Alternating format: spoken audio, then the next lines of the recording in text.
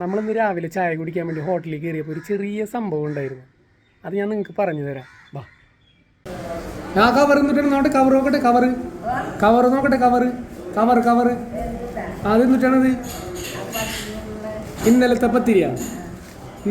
ഏകദേശം ഒരു 85 വയസ്സിന് മേലെ ഉണ്ടാവും ഈ വെല്ലുമാക്ക്. ഉള്ള പൈസ കൊണ്ട് അഡ്ജസ്റ്റ് ചെയ്ത് ജീവിക്കണ വെല്ലുമ.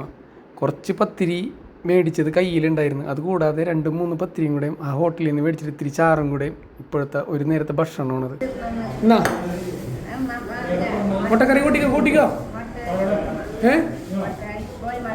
ആ പിന്നെന്തിട്ടാണ് കൂട്ടുന്നത്? ഇറച്ചിക്കറി കൂട്ടുമോ? ഒരു ഇറച്ചിക്കറി അത് ഇറച്ചിക്കറിയാണത്. അതും കൂട്ടി കഴിച്ചോ കേട്ടാ.